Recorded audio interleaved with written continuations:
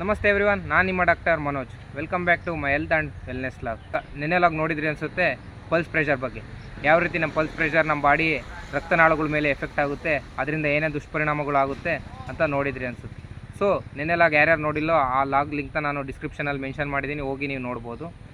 ಅದೇ ಇವತ್ತು ನಾವೇನು ನೋಡ್ತಾ ಹೋಗ್ತೀವಿ ಅಂದರೆ ಯಾವ ರೀತಿ ನಾವು ಅದನ್ನ ಪಲ್ಸ್ ಪ್ರೆಷರ್ನ ನಿಯಂತ್ರಿಸ್ಬೋದು ಅಂತ ನೋಡ್ತಾ ಹೋದರೆ, ಮೊದಲನೇದಾಗಿ ಡಯಟ್ ಥೆರಪಿ ಅಂದರೆ ನೀವು ಆಹಾರ ಪದ್ಧತಿ ಹೇಗೆ ರೂಢಿಸ್ಕೊಳ್ಬೇಕು ಅಂದರೆ, ಹೆಚ್ಚಿನದಾಗಿ ಹಸಿರು ತರಕಾರಿಗಳನ್ನ ಸೇವಿಸ್ತಾ ಹೋಗ್ಬೇಕು. ಹಸಿರು ತರಕಾರಿಗಳು ಯಾವ್ಯಾವು ಅಂದರೆ ಮೇಯ್ನಾಗಿ ನೀವು ಮೆಂತ್ಯ ಆಗಿರ್ಬೋದು, ಪಾಲಕ್ ಆಗಿರ್ಬೋದು, ಅಥವಾ ದಂಟಿನ ಸೊಪ್ಪು, ಇದು ನೀವು ಕನ್ಸ್ಯೂಮ್ ಮಾಡ್ತಾನೆ ಹೋಗಬೇಕು.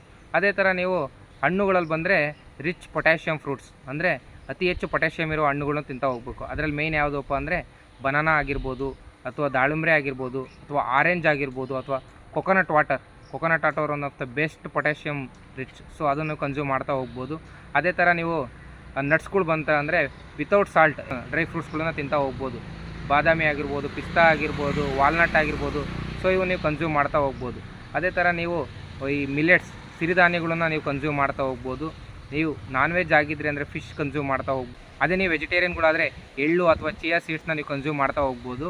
ಸೊ ಇವಿಷ್ಟು ನೀವು ಡಯಟಲ್ಲಿ ಫಾಲೋ ಮಾಡ್ತಾ ಹೋದರೆ ನಿಮ್ಮ ಬ್ಲಡ್ ಪ್ರೆಷರ್ ಆಗಿರ್ಬೋದು ಅಥವಾ ಪಲ್ಸ್ ಪ್ರೆಷರ್ ಆಗಿರ್ಬೋದು ಮೇಂಟೈನ್ ಆಗ್ತಾ ಹೋಗ್ತದೆ. ಅದೇ ಥರ ನೀವು ಹೈಡ್ರೋಥೆರಪಿಯಲ್ಲಿ ಬಂದರೆ ಈ ನ್ಯೂಟ್ರಲ್ ಇಮರ್ಷನ್ ಬಾತ್ ಅಂದರೆ ನೀವು ಬಾತ್ ಟಬ್ಸ್ಗಳು ನೋಡಿದ್ದೀರಲ್ಲ, ಅದರಲ್ಲಿ ನೀವು 20 ನಿಮಿಷ ಅಥವಾ 20 ರಿಂದ 30 ನಿಮಿಷ ನೀವು ನ್ಯೂಟ್ರಲ್ ಅಂದರೆ ನಾರ್ಮಲ್ ಟೆಂಪ್ರೇಚರ್ ವಾಟ್ರಲ್ಲಿ ರಿಲ್ಯಾಕ್ಸ್ ಆದರೆ ನಿಮ್ಮ ಬ್ಲಡ್ ಪ್ರೆಷರ್ ನಾರ್ಮಲ್ ಆಗ್ತಾ ಹೋಗ್ತದೆ. ಅದೇ ಥರ ನೀವು ಕಾಂಟ್ರಾಸ್ಟ್ ಬಾತ್ ಅಂದರೆ ನೀವು ಕಾಂಟ್ರಾಸ್ಟ್ ಫುಟ್ ಬಾತ್ ಅಂದರೆ ನೀವು ನಿಮ್ಮ ಒಂದು ಬಕೆಟಲ್ಲಿ ನೀರು ತುಂಬಿಸಿ ಅದರಲ್ಲಿ ಕಾಲನ್ನ ನೀವು ಇಮರ್ಷನ್ ಮಾಡಿದರೆ ಒಂದು 10 ನಿಮಿಷ ನೀವು ಬಿಸಿನೀರಲ್ಲಿಟ್ಟರೆ ಇನ್ನು 1 ನಿಮಿಷ ನೀವು ತಣ್ಣೀರಲ್ಲಿ ಇಡ್ತಾ ಹೋದರೆ, ಕಾಂಟ್ರಾಸ್ಟ್ ಮಾಡ್ತಾ ಹೋದರೆ ನಿಮ್ಮ ಬ್ಲಡ್ ಸರ್ಕ್ಯುಲೇಷನ್ ಇಂಪ್ರೂವ್ ಆಗ್ತಾ ಹೋಗ್ತದೆ. ಸೊ ನಿಮ್ಮ ಬ್ಲಡ್ ಪ್ರೆಷರ್ ಕೂಡ ನಾರ್ಮಲ್ ಆಗ್ತಾ ಹೋಗ್ತದೆ. ಅದೇ ಥರ ನಿಮ್ಮ ಪಲ್ಸ್ ಪ್ರೆಷರ್ ಕೂಡ ನಿಮಗೆ ನಿಯಂತ್ರಣದಲ್ಲಿ ಬರ್ತಾ ಹೋಗ್ತದೆ. ಅದೇ ಥರ ನೀವು ನೆಕ್ಸ್ಟ್ ಯಾವುದು ಅಂದರೆ ಯೋಗ ಅಥವಾ ಎಕ್ಸಸೈಸ್. ಯೋಗದಲ್ಲಿ ಮೇಯ್ನಾಗಿ ನೀವು ಮಾಡಬೇಕಾಗಿದ್ದಂಥ ತಾಡಾಸನ ಆಗಿರ್ಬೋದು, ವೃಕ್ಷಾಸನ ಆಗಿರ್ಬೋದು, ಭುಜಂಗಾಸನ ಆಗಿರ್ಬೋದು, ಅದೇ ಥರ ಶವಾಸನಗಳು ಆಗಿರ್ಬೋದು. ಇವಿಷ್ಟನ್ನ ನೀವು ಮೈಂಟೈನ್ ಮಾಡ್ತಾ ಹೋದರೆ ನಿಮ್ಮ ಪಲ್ಸ್ ಪ್ರೆಷರ್ ನಿಮ್ಮ ನಿಯಂತ್ರಣಕ್ಕೆ ಬರ್ತಾ ಹೋಗ್ತದೆ. ಅದೇ ಥರ ನೀವು ವಾಕಿಂಗ್ ಒಂದು 20 to 30 ಮಿನಿಟ್ಸ್ ನೀವು ವಾಕ್ ಮಾಡಲೇಬೇಕಾಗುತ್ತೆ ಡೈಲಿ.